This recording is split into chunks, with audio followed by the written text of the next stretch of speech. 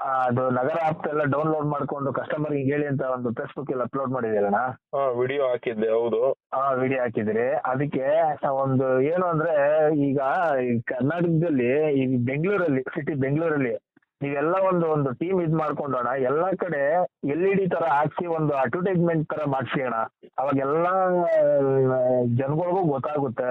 ಅವಾಗೆಲ್ಲ ಡ್ರೈವರ್ಗೂ ಡ್ರೈವರ್ಗಳಿಗೆ ಹೇಳಿದ್ರೆ ಎಷ್ಟು ಹೇಳಿದ್ರು ಅವ್ರು ಯಾರು ಏನ್ ಮಾಡಲ್ಲ. ಕೆಲವ್ರು ಮಾಡ್ತಾರೆ, ಕೆಲವ್ರು ಮಾಡಲ್ರು ಅಣ್ಣ. ಅದಕ್ಕೆ ಎಲ್ಲ ಬೇಕಾದ್ರೆ ಒಂದು ಕಲೆಕ್ಷನ್ ಮಾಡಿ, ಒಂದ್ 100 200 ಒಂದು ಕಲೆಕ್ಷನ್ ಮಾಡಿ ಎಲ್ಲಾ ಕಡೆ ಅಡ್ವರ್ಟೈಸ್ಮೆಂಟ್ ಮಾಡೋ ತರ ಮಾಡಿದ್ರೆ ಇಡೀ ಜನಗೆಲ್ಲ ಗೊತ್ತಾಗುತ್ತೆ ಅಣ್ಣ. ಅದೊಂದು ಐಡಿಯಾ ಮಾಡಿ ಅಣ್ಣ. ಅದೊಂದು ಮಾಡಿದ್ರೆ ಸಕ್ಸಸ್ ಆಗುತ್ತೆ ಅಣ್ಣ. ಇದು ನೀವು ಡ್ರೈವರ್ ಅಥವಾ ಏನು? ಅಣ್ಣ ಡ್ರೈವರ್ ಕ್ಯಾಬ್ ಡ್ರೈವರ್. ಕ್ಯಾಬ್ ಅವರಾ? ಹೌದಣ್ಣ. ಈಗ ನಿಮ್ ಮೈಂಡ್ ಅಲ್ಲಿರುವಂತ ಚಿಂತನೆನ ನೀವು ಹೇಳಿದ್ರಿ, ಅದು ನಾನು ಖಂಡಿತ ತಪ್ಪು, ನೀನ್ ತಪ್ಪು ಅಂತ ನಾನು ಹೇಳಲ್ಲ. ಹೌದಣ್ಣ. ನಾವ್ ಹೇಳೋದನ್ನ ದಯವಿಟ್ಟು ನೀಟಾಗಿ ಕೇಳಿಸ್ಕೊಳ್ಳಿ. ಆಯ್ತಣ್ಣ. ಆಮೇಲೆ ನೀವು ಅದನ್ನ ಪರಿಕಲ್ಪನೆ ನೀವ್ ಹೆಂಗಾದ್ರೂ ತಗೊಳ್ಳಿ. ಓಕೆನಾ. ಈಗ ಮೊದಲನೇದಾಗಿ ಡ್ರೈವರ್ಗಳು ಹೇಳಿದ ಮಾತು ಕೇಳಲ್ಲ ಅಂತ ನೀವೇನ್ ಹೇಳ್ತಿದ್ದೀರಲ್ಲ, ಆ ಕೇಳಲ್ಲ ಅನ್ನೋ ಡ್ರೈವರ್ಗಳಿಗೆ ಈ ಓಲಾದಲ್ಲಿ, ಊಬರ್ ಅಲ್ಲಿ, ರ್ಯಾಪಿಡೋದಲ್ಲಿ, ನಮ್ಮ ಯಾತ್ರೆಯಲ್ಲಿ ನಮ್ಗೆ ಸರ್ಕಾರ ಕೊಡೋ ರೇಟ್ ಕೊಡ್ತಿಲ್ಲ ಅಂತ ಮಾತಾಡೋದನ್ನ ಫಸ್ಟ್ ನಿಲ್ಲಿಸ್ರಲ್ಲೇ ಅಂತ ಹೇಳಿ ಕ್ಯಾಕರ್ಸ್ ಮಕ್ಕೋಗಿರಿ ಒಂದು. ಹೌದೌದು. ಯಾಕೆ ಅಂದ್ರೆ ಈಗ ಇವ್ರಿಗೇನ್ ಬೇಕಾಗಿರೋದೇನು, ನಮ್ಗೆ ಸರ್ಕಾರ ಹೇಳಿರೋ ರೇಟ್ ಅಲ್ಲಿ ನಮ್ ಕ್ಯಾಬ್ಗಳಿಗೆ ಇವರು ರೇಟ್ ಕೊಡ್ಬೇಕು ಅಂತ ಇವ್ರು ಕೇಳ್ತಾ ಇದಾರೆ. ಹೌದು. ಓಲಾದವನು ಕೊಡಲ್ಲ, ಊಬರ್ ಅವನು ಕೊಡಲ್ಲ, ನಮ್ಮ ಯಾತ್ರೆಯವನು ಕೊಡಲ್ಲ, ರ್ಯಾಪಿಡೋದವನು ಕೊಡಲ್ಲ. ಅವ್ರು ಕೊಡ್ಬೇಕು ಅನ್ನೋದೇನು ಅಗ್ರಿಮೆಂಟ್ ಇಲ್ಲ ಇಲ್ಲಿ. ಆಮೇಲೆ ಸರ್ಕಾರಕ್ಕೂ ಅವ್ರು ಕೊಟ್ಟಿಲ್ಲ ಅಂತ ಹೇಳಿ ಅವ್ರನ್ನ ದಂಡಿಸುವಂತ ಅಂತ ಏನು ಅವ್ರದ್ದು ಜುಟ್ಟು ಜನುವಾರ ಇವ್ರ ಕೈಯಲ್ಲಿ ಏನು ಇಲ್ಲ.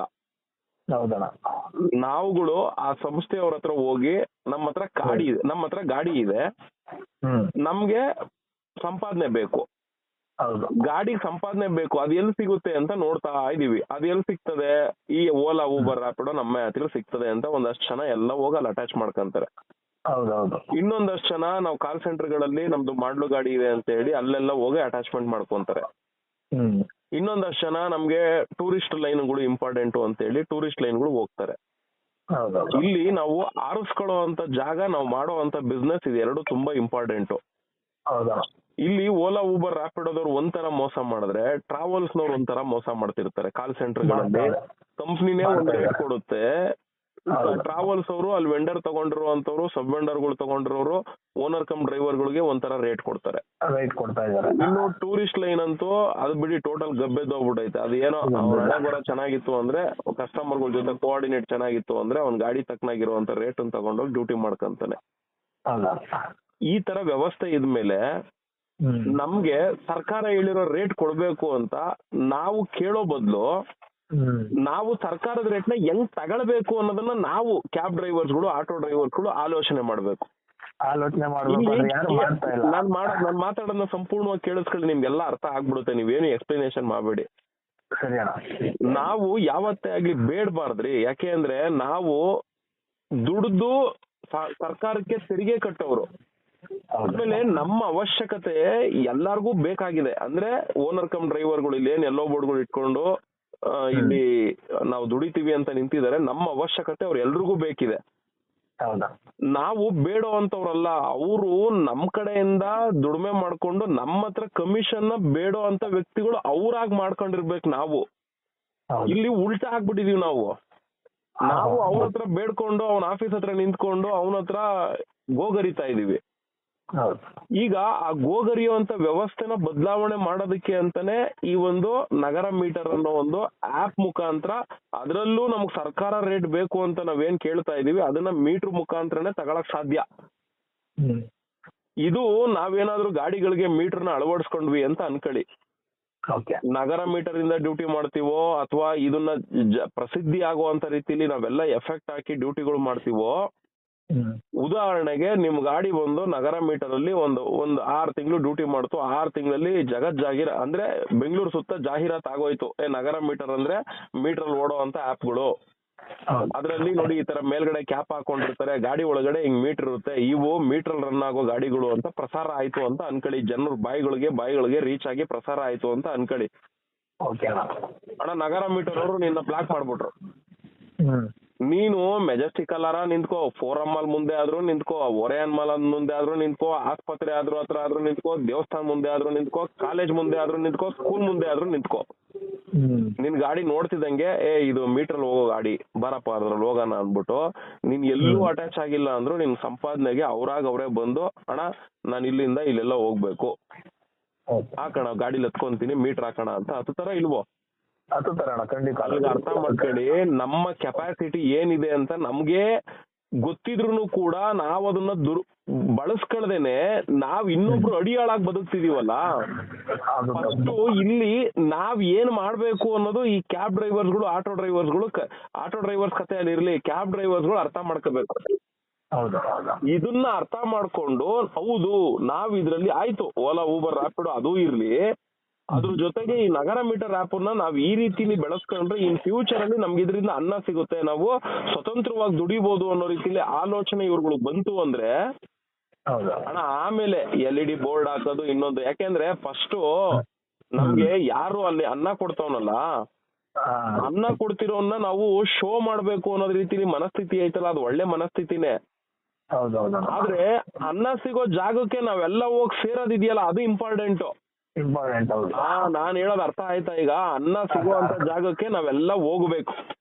ಆ ಹೋಗುವಂತ ರೀತಿಲಿ ಪ್ರಯತ್ನ ಆಗ್ಬೇಕು ಅಂದ್ರೆ ಇವಾಗ ನಾವೇನ್ ಈಗ ವಿಡಿಯೋ ಮಾಡಾಕಿದೀವಿ, ಆ ವಿಡಿಯೋ ಮುಖಾಂತರ ಏನ್ ಗ್ರೂಪ್ ಅಲ್ಲೆಲ್ಲ ಬಂದ್ ಸೇರ್ಕಂತಿದಾರೆ ಅವ್ರುಗಳು ಫಸ್ಟ್ ಇಲ್ಲಿ ಕೈ ಜೋಡಿಸ್ಬೇಕು. ಹೌದು ಇವ್ರೇನೋ ಹೇಳಿದಾರೆ, ಇದ್ರ ಪ್ರಕಾರದಲ್ಲಿ ಒಂದ್ ಪ್ರಯೋಗ ಮಾಡೋಣ, ಈ ಪ್ರಯೋಗದಲ್ಲಿ ನಮ್ಗೆ ಪರ್ಫೆಕ್ಟ್ ಅನ್ಸಿದ್ರೆ ಇದನ್ನ 4 ಜನಕ್ಕೆ ತಿಳಿಸೋಣ, ಆ 4 ಜನ ನಾವು ಎಲ್ಲ ಹೋಗಿ ಈ ಅನ್ನ ಸಿಗೋ ಜಾಗದಲ್ಲಿ ಕೂತ್ಕೊಂಡ್ಬಿಡೋಣ. ಆಮೇಲೆ ಆ ಓನರ್ಗೆ ಅಣ್ಣ ನೀನ್ LED ಹಾಕು, ನೀನ್ ಹಿಂಗೆ ಬ್ಯಾನರ್ ಹಾಕು, ನೀನು ಏರ್ಪೋರ್ಟ್ ಅಲ್ಲಿ ದೊಡ್ಡ ಫ್ಲೆಕ್ಸ್ ಹಾಕು, ಅದೆಲ್ಲ ಆಮೇಲೆ ಕತೆಗಳು ಬರೋದು. ಯಾಕೆಂದ್ರೆ ನಾನ್ ಹೇಳಿದಂದ್ರೆ ಅದು ಜನಗಳಿಗೆ ಬೇಗ ರೀಚ್ ಆಗುತ್ತಲ್ಲ. ಒಂದ್ ನಿಮಿಷ ಇರೋಣ, ಆಯ್ತಣ್ಣ ಜನಕ್ಕೆ ರೀಚ್ ಆಗೋಯ್ತಣ್ಣ, ಎಲ್ಲಾ ಜನನು ಡೌನ್ಲೋಡ್ ಮಾಡ್ಬಿಟ್ರು ಕಸ್ಟಮರ್ ಆಪ್ ನ.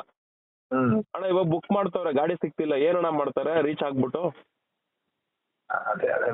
ಡ್ರೈವರ್ಗಳು ಮೊದ್ಲು ನಾನು ಅದನ್ನೇ ಪ್ರಾರಂಭದಲ್ಲಿ ಹೇಳಿದ್ದು, ನಮ್ಮಿಂದ ಎಲ್ಲ ಅಂತ ಹೇಳ್ತಾ ಇರೋದು. ಯಾಕೆ ಅಂದ್ರೆ ಇಲ್ಲಿ ಹೇಳ್ತೀನಿ ಕೇಳ್ರಿ, ಶ್ರಮಿಕ ವರ್ಗ ಅಂತಾರೆ, ಒಂದು ಮನೆ ಕಟ್ಬೇಕು ಅಂದ್ರೆ ನನ್ ಜೋಬಲ್ ದುಡ್ಡು ಇದ್ಬಿಟ್ರೆ ಮನೆ ಕಟ್ಟು ಅಂದ್ರೆ ಆಗ್ಬಿಡಲ್ಲ.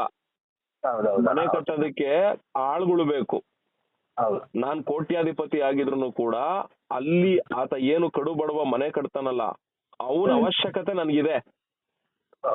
ಅದು ಇಲ್ಲಿ ಕಾರ್ಮಿಕರ ಅವಶ್ಯಕತೆ ತುಂಬಾ ಇದೆ, ಅದು ಯಾವ್ದೇ ರಂಗ ಆದ್ರೂ ಸರಿ. ಇದನ್ನ ನಾನ್ ನಿಮ್ಗೆ ತಿಳಿಸ್ಕೊಡ್ತಿರೋದು. ನಾವು ಏನ್ ಬೇಕಾಗಿದೆ, ನಮ್ಗೆ ಎಲ್ಲಿ ಸಿಗ್ತಾ ಇದೆ ಅದನ್ನ ನಾವು ಕರೆಕ್ಟ್ ಆಗಿ ಫಾಲೋ ಅಪ್ ಮಾಡ್ಕೊಂಡು ಹೋಗಿ ಅದ್ರ ಥ್ರೂ ನಾವುಗಳು ಬೆಳಿಬೇಕೇ ಹೊರ್ತು ನಾವ್ ಇನ್ನೊಬ್ರ ಹತ್ರ ಹೋಗಿ ಅಂಗ್ಲಾಚ್ ಬೇಡ್ಕೊಂಡು ಅವ್ರ ಹತ್ರ ಗಲಾಟೆ ಮಾಡ್ಕೊಂಡು ನಿಂತ್ಕೊಂಡು ಅವೆಲ್ಲ ಏನ್ ಅನ್ಸುತ್ತೆ ಅಂದ್ರೆ, ಏನಪ್ಪ ಕಷ್ಟಪಟ್ಟು ದುಡಿಯೋರು ನಾವು ದುಡ್ದು ನಾವು ಆ ನನ್ ಮಕ್ಳು ಕಮಿಷನ್ ಕೊಡ್ತೀವಿ, ಆ ನನ್ ಮಕ್ಳು ನಮ್ಮನ್ನ ಜುಟ್ಟು ಜನವಾರ ಹಿಡ್ಕೊಂಡು ನಮ್ಮನ್ನ ಏರಿ ಕುದುರೆ ಸವಾರಿ ಮಾಡ್ದಂಗ್ ಮಾಡ್ತಾವ್ರಲ್ಲಪ್ಪ ಅನ್ನೋ ಒಂದು ಮನಸ್ಥಿತಿಯಿಂದ ಫಸ್ಟ್ ನೀವುಗಳು ಆಚೆ ಬರ್ಬೇಕು.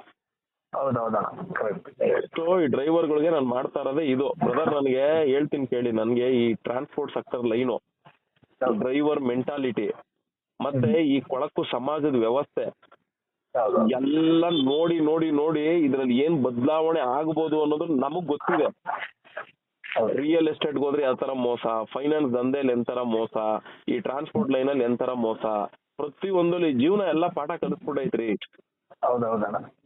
ಇಲ್ಲಿ ಎರಡೇ ರೀ, ಒಂದು ನಿಯತ್ತಾಗಿ ದುಡಿಬೇಕು, ಇನ್ನೊಂದು ಮೋಸ ಮಾಡಿ ದುಡಿಬೇಕು. ಇಲ್ಲಿ ಎಷ್ಟೇ ಮನುಷ್ಯನಲ್ಲಿ ಇರೋದು ಇದು ಎರಡೇ ಗುಣ.